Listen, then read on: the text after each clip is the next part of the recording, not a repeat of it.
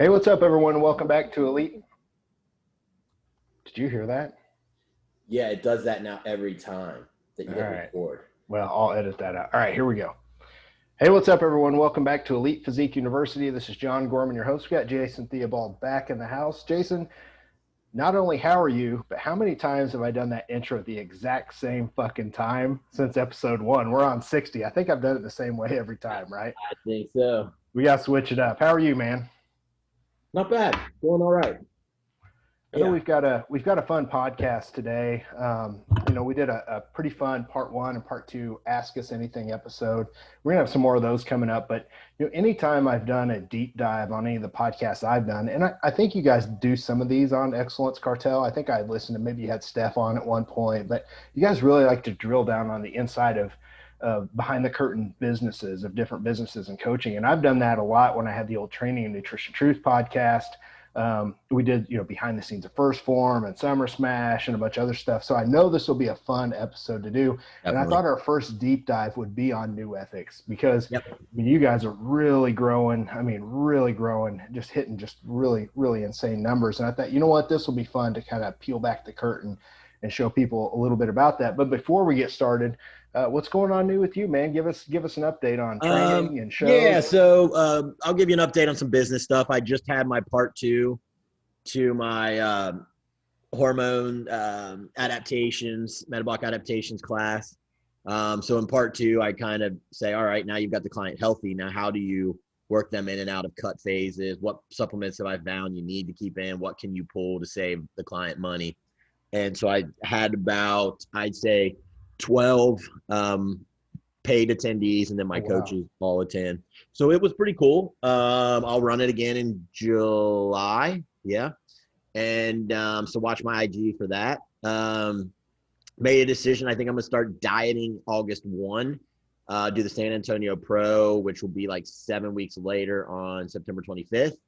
And then as long as everything's good at home and, I'm keeping everything together business-wise, I would hit the Hurricane Pro 4 weeks later on October 25th. Okay, awesome. Currently, I'm ramping food up. I've finally got my knees feeling good enough that I can train legs twice a week. That's when they usually really respond for me. They usually get bigger going into a show. I'm walking more so that I can eat more. I just don't have a great food drive. So yeah. I got to get moving more. And I'm hoping that, even though you're burning more, I'm hoping just it's that slow walk that I can kind of recomp, get more food in, get the metabolism revved up. I've cut creamers out of my coffee. I've cut most of the Gatorades and going to Carbolants. So just little changes. Yeah. I'm just being a little wiser. I'm getting more of the calories in that you need and less of the sugar and things that you don't. But I won't kick things off till August 1.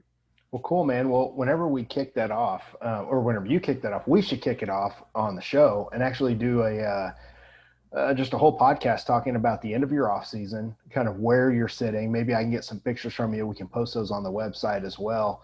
And we'll talk about, your starting macros, your ending off season macros, what you're going to do training wise, your supplement regimen, cutting out the little things, and really kind of how you set yourself up to go into a successful prep. And I don't want to go too much off into the weeds on this right now, but a lot of people don't understand is, preps are set up successfully. They don't just start. And a lot of people just think, fuck it, I just want to start a prep.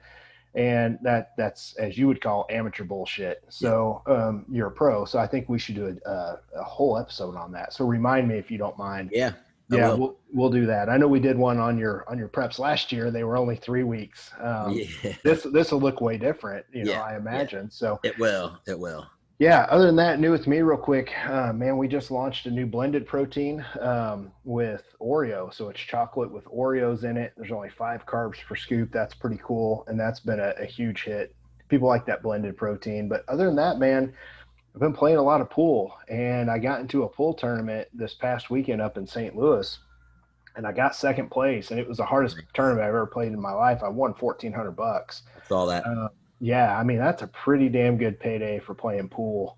It's cool. And yeah, the 2 highest rated players in the tournament, I had to beat them. My very first match was against the guy that won the tournament last time. I was like, fuck. And it was a 2-day event. So yeah, other than that, I've been playing a lot of pool, man, just trying to get my mind off stuff and enjoy business. So with that being said, if you guys ever want to hit us up, check the show notes. We've got our emails in there. Jason's got classes and all that stuff that you guys can check in on, or if you ever have questions or topics or people that you want to hear from, just click our email. It's in the show notes after you listen, and hit us up. So Jason, we go ahead and kick this off the right way. Get some caffeine in. It looks like maybe you're sipping on some tea or coffee. I got some tea, yeah. Yeah, all right. So this will be fun. I want to kick this off. We're going to talk about the deep dive into starting NuEthix, but to get there, kind of like we do on the podcast, you always have to go back to the beginning and talk about the things that led up to it, because you didn't just decide, oh, hey, let's start NuEthix. You've got a long history in the supplement business. So if you would, start us off by talking about when you actually got involved with supplements, as far as like being sponsored and what that looked like. Let's see. So I was sponsored with Scivation. I think that started 2009 and probably lasted 2011, 2012. I know Mark Lobliner got bought out, and some athletes that he brought on were dropped, and I was one of them. So that kind of ended that. But that was like my first time being, with a sponsored company. But obviously I've been taking supplements for years. But Right. That was the first time kind of getting just, to hang out a booth, work a booth at the Arnold, see what, was possible owning a supplement company. I didn't get tons of the business background or anything, a few nuts and bolts from Mark here and there, but I at least got to be affiliated and see what was possible. Yeah. So I want to drill down on that just a little bit, because a couple questions, and it's something I just thought of. When they got bought out and you were let go, how'd that make you feel? Did you care? Did you like, all right, onward, I'm just going to do other things? Or did it light a fire? What was that kind of like when you weren't brought back? I kind of understood, because Mark and I were friends, and, he didn't really make me do like demos and things like that. He just wanted me to push the brand, and, my bodybuilding was tied, I was doing fairly decent, and my bodybuilding was tied to the company, but I kind of figured it was kind of going to happen. So I wasn't necessarily pissed. It's not really in my nature to get upset over things like that. I just figured, all right, cool. I didn't even actively then try to go for another sponsor, because I knew I would start a company. Joe Bentley had hit me up with, Anabolic Designs. He wanted me to come on board. And, I started to try a little bit, and I just was having trouble pushing other people's brands, because I knew eventually I was going to create my own. Yeah. So massive mistake, I think, on Scivation's end, by the way, letting you go, because you were an influencer back in the day. First of all, one of the early influencers. There wasn't Instagram or anything like that, but kind of like we said on our sponsored coaches, sponsored athletes podcast that we did. I don't know, you guys can go back into the archives. Coaches are influencers. We've got client bases, especially you had a very large client base back then. You were in charge of message boards. Like, you had all these eyeballs on you. For them to let you go is a massive, massive mistake, but you understood. The other question is, how important was it for you to make the connections that you made working for Scivation, being sponsored? I mean, you and Mark made a connection there. I mean, these days you guys do business together, correct? No, not anymore. Not really. Well, I mean, they carry NuEthix at so we do business that way. They carry at Tiger Fitness. Yeah. And when the audience may not know, I mean, I had Natty Nutrition as a supplement line, soon after we left, parted ways, and I created Slintrol and Suppressed, and we had whey protein and creatine and, the whole 9 yards. But they carried from day one our Slintrol and Suppressed. So that business connection was good. And then now to this day, they carry NuEthix at Tiger Fitness. Yeah. That was, and maybe that connection's not there. You ended up doing his prep. I remember that early, whatever it was, 2012 or 11 or whatever it was. It was kind of cool. Man, you had him looking really good. We did 2011, I think it was. Yeah. Mark had just grown a shit ton, and peaking is much different than when you're 155 as a lightweight, like he was, to whatever the hell he was, like 190. I think he came in at the Northern Kentucky as a light heavy, so maybe 196, 197. I think we were at the top of the class. Yeah. So you guys end up doing business that way, formed a friendship. It just kind of continues to stay, and that was my point there. Let's talk about Natty Nutrition, because that was your next thing. Man, when did that start? You named some. What were your key products, and when did that start? Slintrol and Suppress were our key products, and Slintrol was a GDA. Mm-hmm. And that kind of grew out of the fact that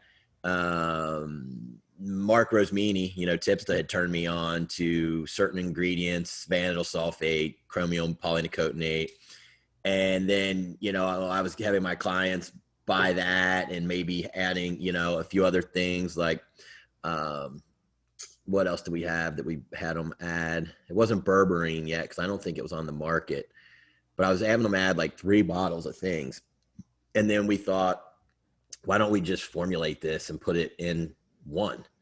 And Steph kind of ran with that and kind of contacted the manufacturers and got that rolling.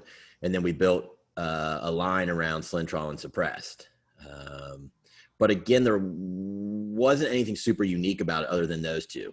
After that, it was just whey protein, creatine, glutamine, we had whey protein concentrate, just glutamine. It just wasn't. I wasn't ready yet. I didn't know quite enough to make the line that I truly envisioned or saw.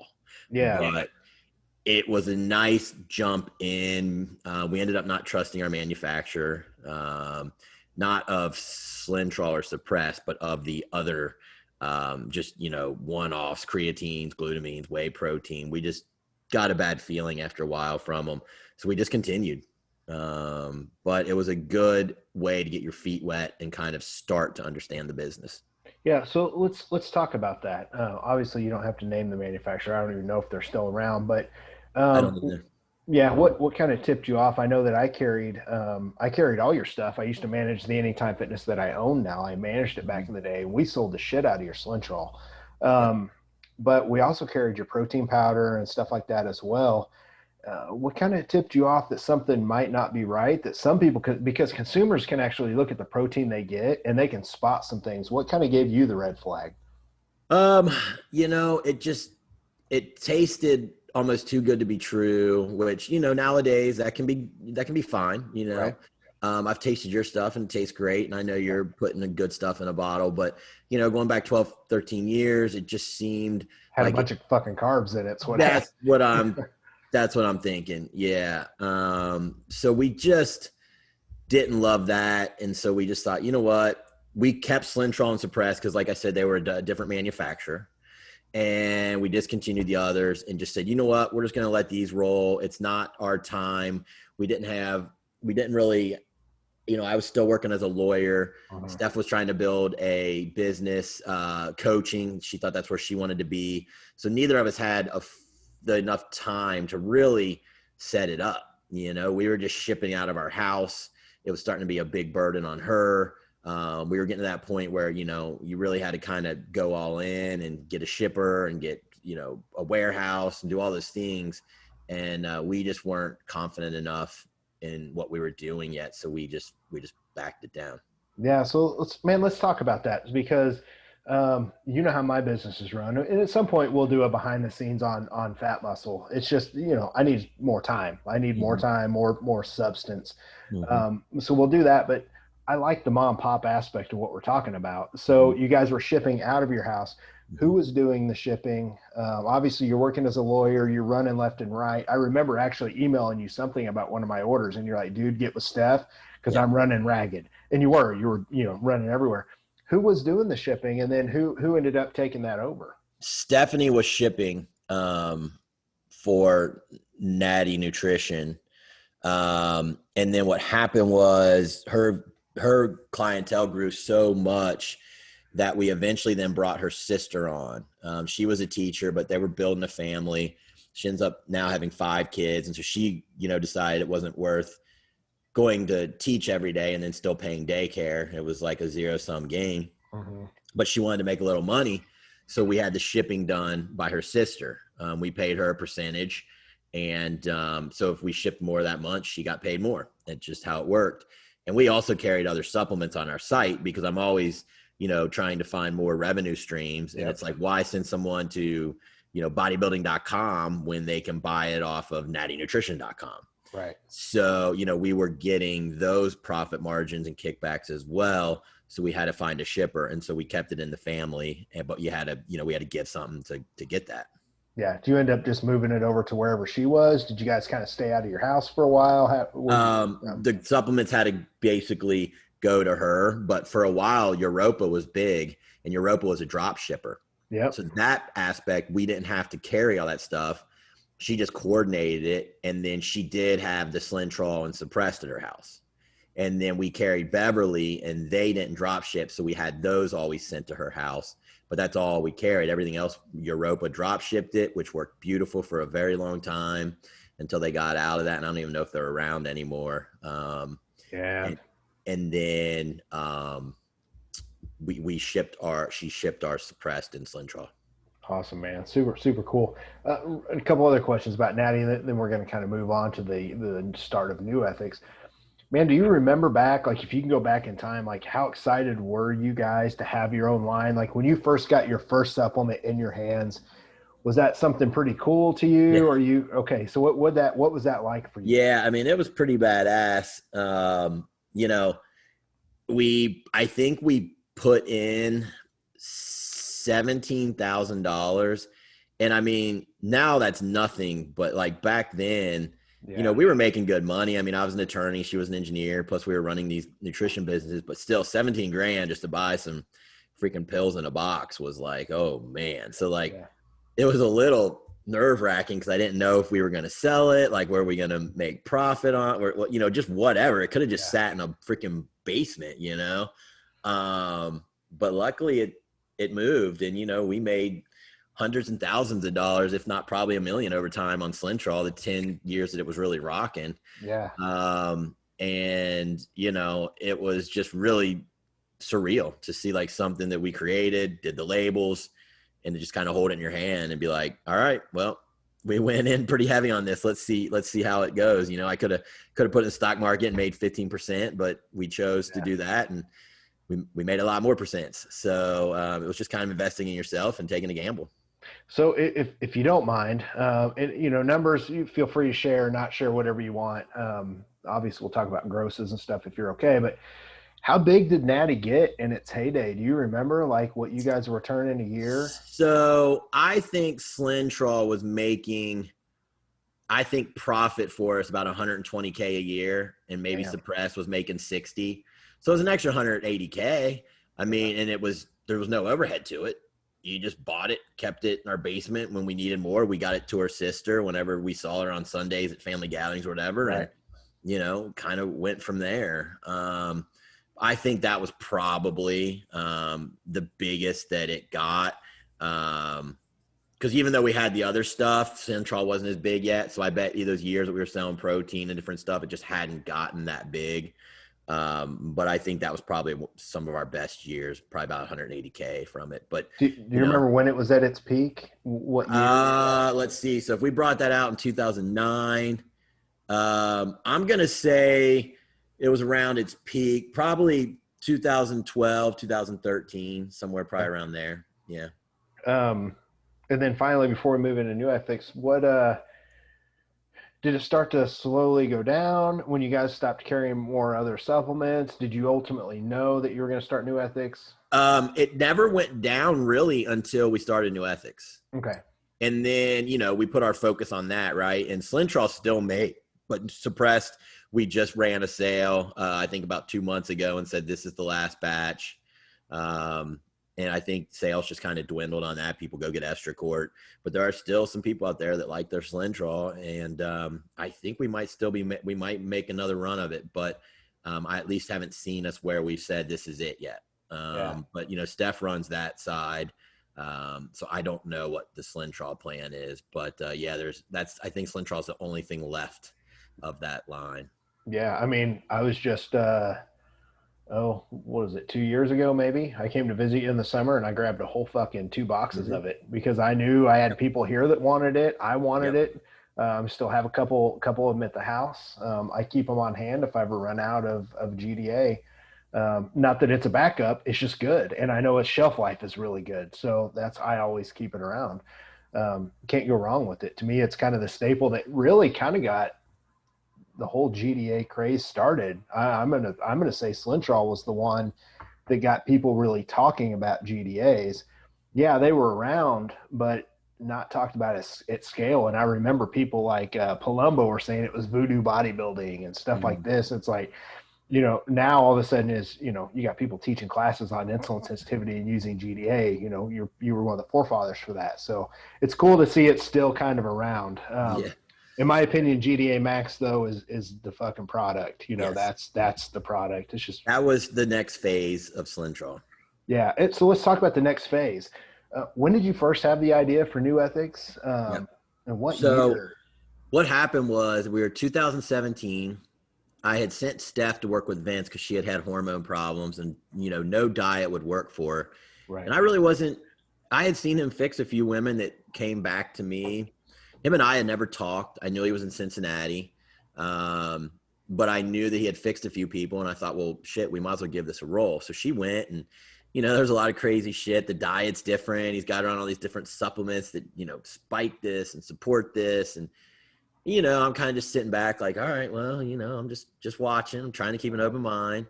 And sure as shit, she's feeling better. He's getting her to respond to diet. And she's like, you should really sit and talk to him. He wants to, go into business with us. He respects you, blah, blah, blah. And I'm like, all right. And so the thinking was we were going to, at the time on Natty Nutrition, we had this very rudimentary diet builder. It wasn't anything like Feed for Function, but you could go in and build your diet. So if we were trying to get more people to do macros and then they could build their diets in there if they didn't really want to track like an MFP, but they wanted to have like a diet, but that they could have the control to change it. But we wanted to build that and make it more robust. Vince has started using it for his clients, but it was just clunky. Yeah. And so we wanted another one. And so we got together to discuss going all in on this, what would eventually be Feed for Function. But as him and I sat and talked, my passion was supplement line. I told him how I always wanted one, and he said how he always wanted one. And we started talking, and, I told him how we had ours, and he knew about Slintrol. And he said he had a contact here in the city that it could help manufacture and that it was really one of his goals too. And so after him and I met, we decided to put the software thing on back burner and go and do the software line or the nutrition, the supplement line. So it grew out of a software idea, but we tabled that because him and I both had a passion for this. And so we kicked around ideas of names. He wanted to call it Clean, Kleen, but I did some Googling and there was a company out there that was already using it. Yeah. And then just out of nowhere, we were throwing around names and Vince threw out NuEthix. And I said, boom, that's freaking it. That's it. That is it. And from that day on, he was really busy. He started to grow a team quicker than I did. Even though I had the laws thing, I took the ownership at first to get the label designed, contact the manufacturer, develop the, 3 products we'd go with. And so I kind of just ran with it. Once we had the funding and we were all ready, I put the LLC paperwork together and kind of just ran with getting the first 3 products to market. So how'd you spell it? How'd you spell NuEthix at first? We did it just the way it is. Just the way it is. He said NuETI, and I'm pretty sure he went with X. And I loved it. Did you guys ever think about Google and searching and stuff like that? Obviously it's not a problem, as we know. Oh no, I did. I do all that. Anytime we come up with a name or create a new company, I search the trademark, the federal trademark database, and then I do a big Google search to see if anyone's using it anywhere. Yeah. So how key, first of all, man, this is fun. And I'm really probably going to go into the weeds. So you might have to pull me back out if I go too deep. But talk about the importance of having each person kind of has their specialty. Because what we're going to do is get into you, Vince, and Steph here in just a minute. Yep. Talk about your specialty, because you helped me out a lot with Fat Muscle and the name and stuff like that. Tell people your background when it comes to trademarks and names. Yeah. So, I was a corporate attorney working in-house general counsel for a businessman in Cincinnati who owns about 30 businesses for 15 years. And doing that, I learned a lot on how you set up a business properly. And, once you come up with a name, there's a couple things you need to do. You need to make sure your .com is available. If your .com is not available, don't fucking use that name. All these other .net, .us, they're not as good. Get your .com. So you pick a name, but you have to have a .com. If the .com is there, then go to, the uspto.gov website. Anyone can do it. Do a trademark search. Make sure that, that's not taken. And so, you do all that. And so I was in charge of, and then a Google search is nice too. If you really want, you can pay a law firm and they'll really dig at it and do all this extensive research. It's about $500, but these days, if you get on uspto.gov and do a really good Google search and really look through the things, you're pretty clean that way. But yeah, you always want to get those two things buttoned up when you come up with your name. So let's talk about you, Steph, and Vince. You each add a unique perspective to that. Yep. What did that look like back when you guys first started? Right. So I did all that. I did I set up the LLC documentation. We went back and forth on how things would look.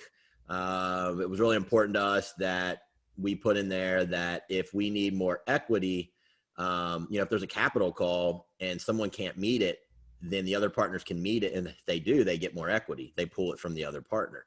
That way, no one was stuck with the bag of having to put in money to keep the company going and then getting no benefit of acquiring more equity. So that was important to get in. So I worked through all that. I have that law background. I also, have an art background. So I did the first label. There's been many since, but I did the first one, kind of drew it and then did this contest out on a website. I forget what it's called now, but you get all these artists from all over the world and they submit, and then you kind of rank them and tell them. And then once the winner is chosen, then you can kind of work with them even further to fine tune it. So I had that background. I had already had a supplement line. So I had that background. Vince was really good at formulating. Like he was a Metagenics rep. So, and he was one of the best in the country. So he knows, just what ingredients do and what ingredients you need to get an outcome. And then of course, Vince is really good at marketing, doing videos, things of that nature. And then right now he's our lead formulator. Steph is great at the back end business stuff. She's super organized. She has no problem picking up the phone, working things out. She's good with all the payment systems, keeping books, spreadsheets. You need someone like that because that is not my thing. I freaking hate it. Yeah. So we all kind of added a little something. And then, me being a bodybuilder, I had a lot of contacts with other coaches. Me being a coach, I had that too.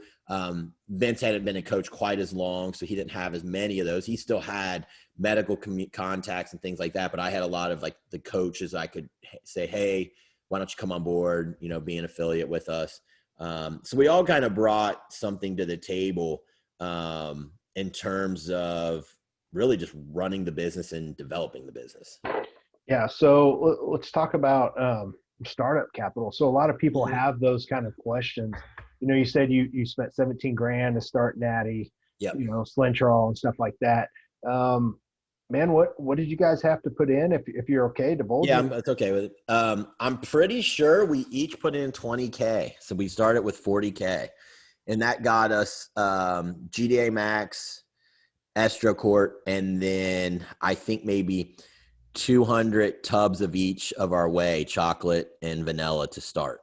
Okay. And we went live, we even got our website built. We didn't go to some crazy, big software company. I had a friend that worked at my old job who did a lot of their web design. He did it for like $5,000 with a store, everything. So it was pretty affordable.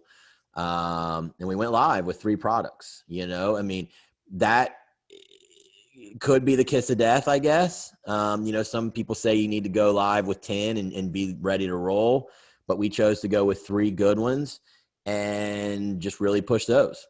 And our push was all grassroots to begin with.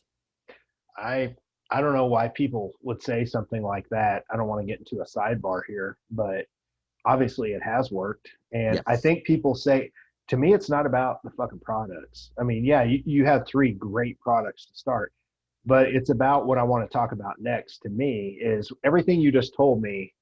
I see everyone has a client base, and especially you have a client base. I know Steph had a pretty big one. Vince had one, Yep. but you immediately have people that you've spent 10 years helping that are past customers of yours. You've always treated people good. You've always done right by them. They've told their friends.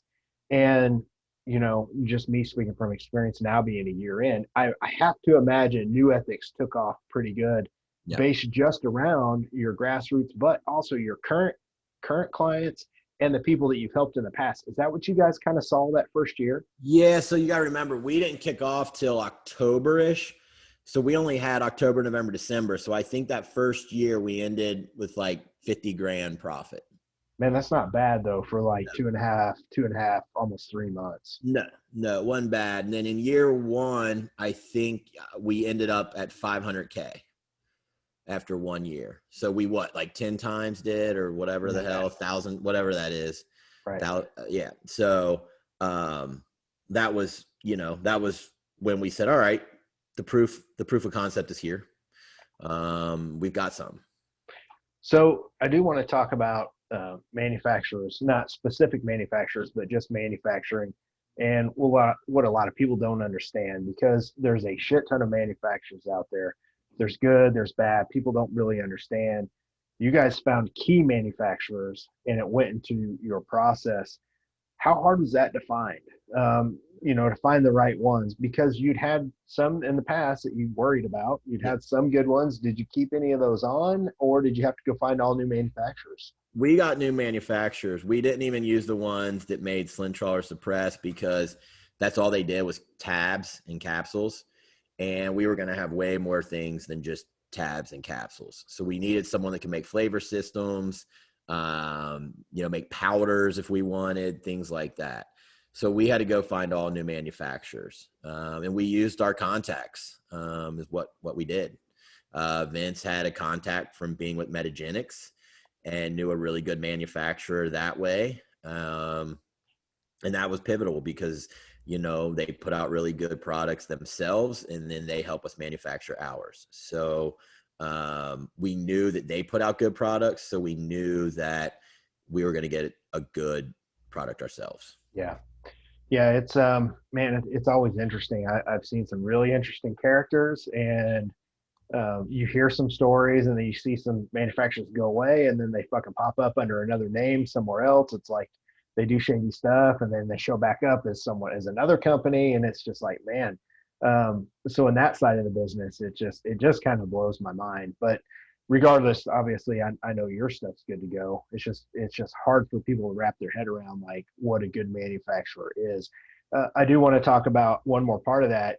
The COAs, like, people don't understand COAs, and you guys are, to me, are the first ones that have been up front being like, listen guys, you want to know what the COAs are, you list them on your damn website, which is, I'm not very familiar with other companies that have done that. I've had people ask for mine, and I just send it to them.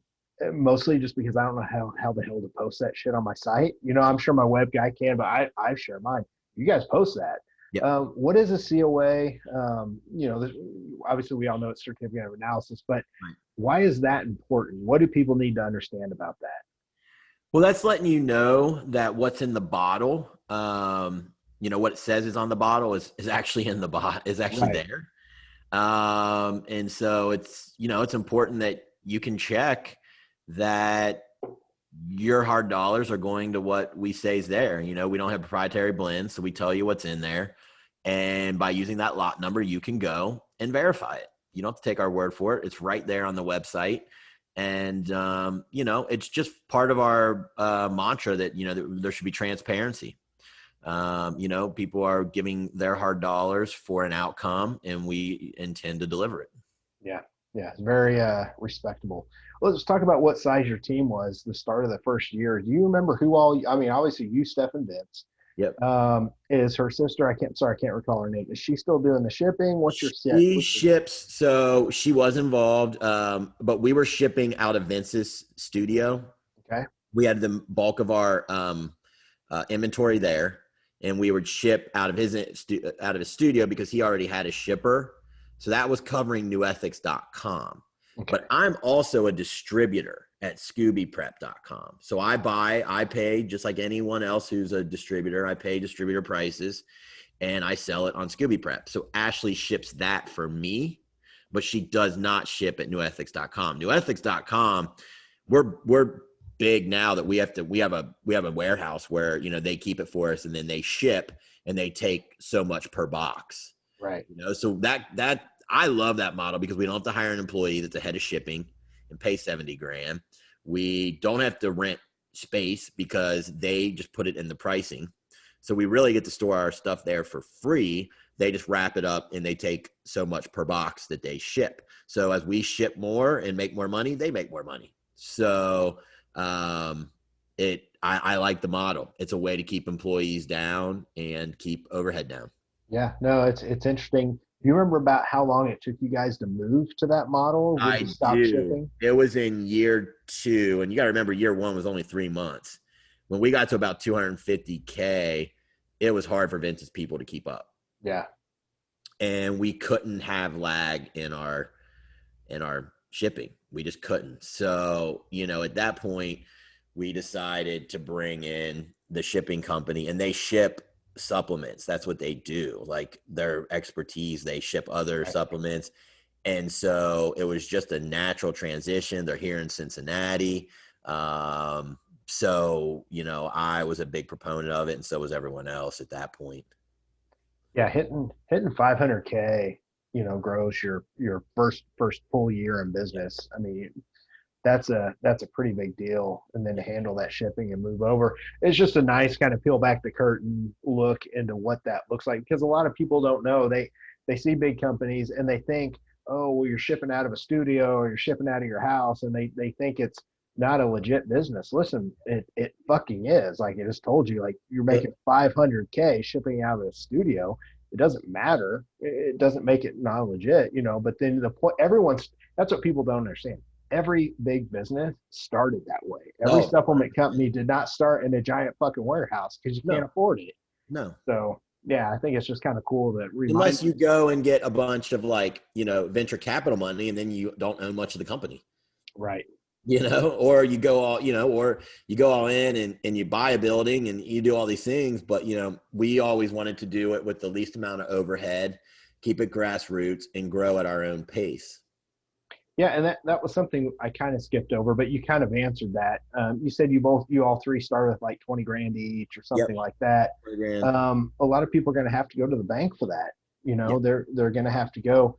How important was it to you just to use your own money? I know I did that on my end. I haven't had to go to the bank for anybody. No, it's huge. It's huge. I mean, anytime you have you take on more debt, I mean, that's just scary, right? Then you got to pay the interest on that. So, you know, we had the cash. And so it was just one of those things that 20K wasn't, it wasn't at that point in my life a super scary number. If we failed, we failed. It was worth going in on it. You know, it was a dream that I always wanted to have a supplement company, even since like senior year in college. I just didn't know how it was going to happen. Right. Or was it going to happen? So yeah, I mean, I think if you can do it without debt, that's great. But you know, a $20,000 loan, God, the payment probably would be $150 a month. Yes. So, you know, it's nothing if that's what you have to do to go chase your dream. It's not the end of the world. Even if you don't have another partner, you got to do 40. I mean, the debt service on that is $200-$300 probably. Money's cheap to borrow right now. Yeah. It's just, I was in a fortunate position. God, what was I already 39, 38 that I just didn't have to borrow. Yeah. Let's talk about a lot of people think about this. Most people start a supplement company, they get it very fast. Let's talk about paying yourself out of this right out of the gate, or not paying yourself and just putting money right back in. I mean, you guys aren't, you know, you make that 500K. Well, you gross that 500K the first year. A lot of people are thinking, well, fuck, like I can buy this and that because they don't own the business. You guys aren't doing that, right? What's that look like? No. So, I mean, you know, when you make 500K, you're still building the line, and every dollar, you know, we kept a cushion in the bank, 150 maybe or something, but pretty much every dollar is getting reinvested to buy inventory. And as you grow, you've got to keep more inventory on stock. So, I mean, we've got a ridiculous amount of money in inventory. I didn't get my investment back until I think the end of year 3, when we doubled. Then we went from 500 to 1 million by the end of year. It was really after 2 years, 3 months, but I'm just saying year 3. Right. We hit 1 million and we finally paid ourselves our 20K back. Still wasn't taking salaries. We still weren't taking dividends. I just got finally salaried this year. And I get dividends every quarter this year. So this year, what are we in now? 4 years. This will be the end of our 17, 18, 19, 20, 21. So this will be the end of our fourth full year. And then you got this 3 months. Right. I'm finally salaried now, and I finally get a dividend check every quarter that's fairly nice size. But that took 4 full years in business to get to that point. And we've been profitable every year, but we keep reinvesting in our line. And as you grow, inventory has to grow because you're selling more every month. Right. And so if you don't do that, you run the risk of running out every time. And we had those growing pains. There was times we ran out of product because we grew too fast. And you try to forecast, you look at the averages of, you take the first 6 months of the year and you average out how much product you use a month, and then you see what's in inventory and to see how much longer you have on that. And then you look at your lag time. Well, how long is it? And then with COVID, it went from 10 weeks to get new product to 16 to 20 to 21 weeks. And you're just rubbing your head like, we didn't know that was going to happen. Like our forecasts were way off because it used to be 10 weeks to get product back. Now it's 16, 17, 18, 19. So there's all those growing pains that you hit. But yeah, like if you're getting into it to think you're going to cut yourself this big check the first, second year, it's just not the case. You better have another piece of income coming in. Like I said, we're in year 4 now, and I'm finally going to make a decent amount of money for the year. Yeah. And, another interesting thing to kind of talk about, you talked about, growing so fast that, your manufacturers have a problem keeping up, and it's not necessarily, you don't know what you're going to do the next month. Right. I don't want to talk about mine too much, but mine grew really it's growing fucking fast too. And it's like your manufacturers aren't ready for that. Right. If you hit them with a normal number, then the next number, I mean, I imagine that's what you're talking about. Man, how hard is it to work with people and let them know? Like, did you guys struggle at all with any of the manufacturers? Were they like, hey, like you guys need to give us more heads up? Like, what's that look like on your end? Yeah, I mean, there was struggle, because they didn't really give us a huge heads up. We put the order in as usual, thinking we'd have it in 10 weeks. And then when 10 weeks passed, it wasn't. And then it was kind of like, well, COVID has kind of slowed things down. A lot of these other countries aren't working. So the raws are, getting delayed and they're not getting made as fast and blah, blah, blah, blah, blah. And, we didn't know. Then once we knew, we reshifted our forecasting to 16 weeks, but at first we didn't know. And I'm sure it caught a lot of companies off. Probably a lot of companies ran out of a few products. Like we didn't run out of everything, but we did have like some of our main players, like Cordy's was on back order for a while. Thyroboost was a debacle with getting glandulars. There was just a few products that fly out the door and it caught us. Yeah, I remember, man. I remember seeing that and thinking growing pains, you know what I mean? It's just, and then you throw COVID on top of it. What's been the hardest part on your end? If you think about your role in this, your side of it, what's been the hardest part of owning a supplement company? I think coming up with new products to serve our demographic that they need and that work. You don't want to just throw shit out there that's already been done, but at the same time, you can't throw something out there just because it sounds innovative, but it doesn't get an outcome. We're known to produce outcomes and people can feel our products, and we get tons of messages about that. And so that's a high standard to kind of worry about and meet. And so that will kind of keep you up at night thinking about those types of things.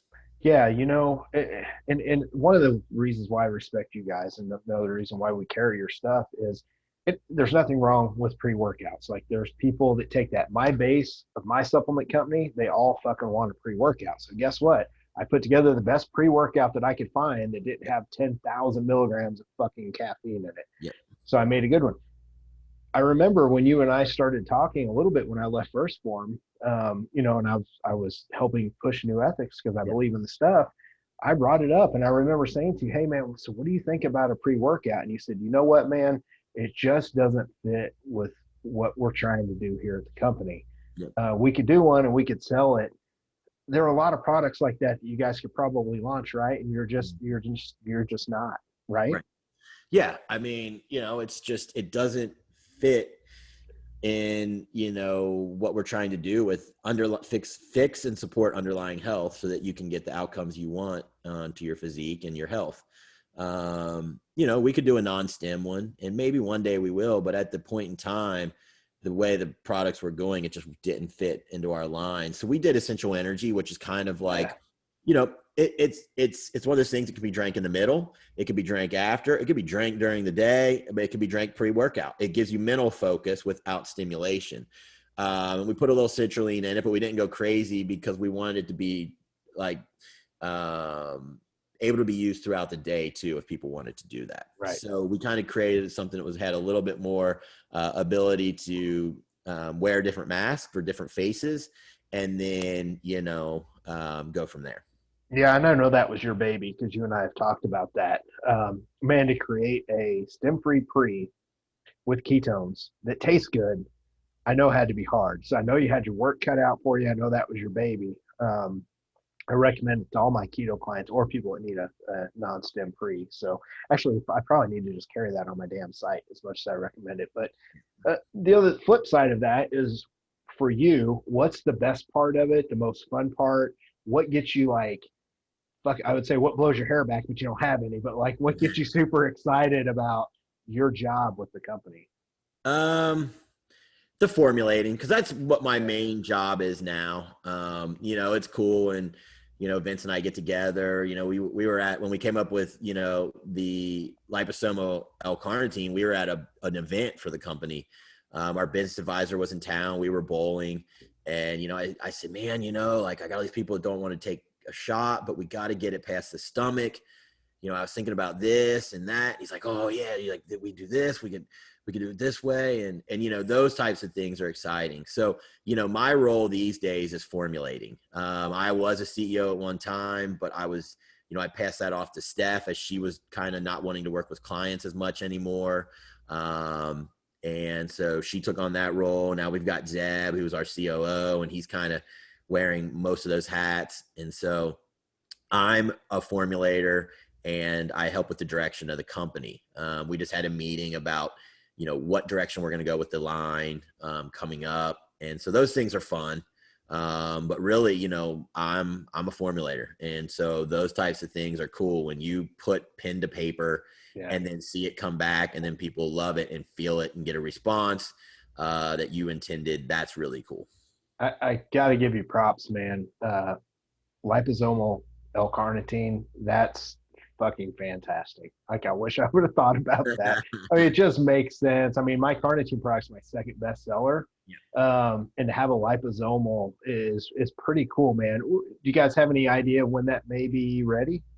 I mean, it took a minute to get the taste right, but it's freaking soon. Like, it's in manufacturing. It's just taking a while right now still. Like, lag times are a bitch. You come up with a new product, by the time you get tasting down and then you get it in 4 more months, like you're looking at half the year to get like these products that have to taste good. If it's just a pill or a capsule, we can get that in 16 weeks. But, there's usually with the R&D, you've got samples flying back and forth and, everyone's got to taste it. It just takes time right now. I wish I could shorten it. I really do, but it's in the pipeline, and it's got to be damn close. Like, it's got to be here in the next couple weeks.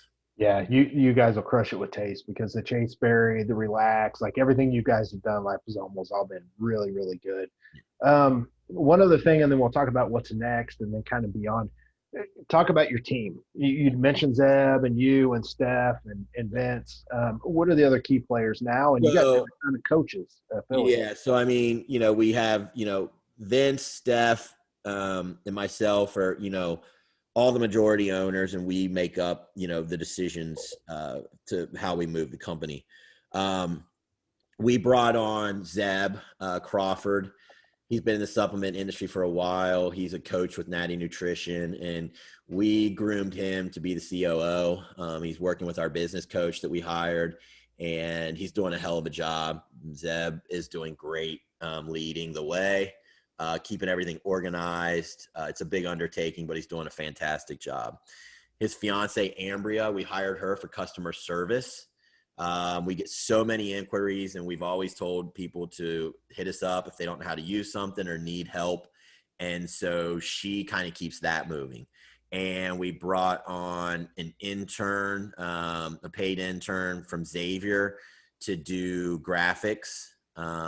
We have a contractor who also does, she does like a lot of the TikTok videos. And then we brought another contractor on who does like these cool graphics that I've been posting on my stories lately.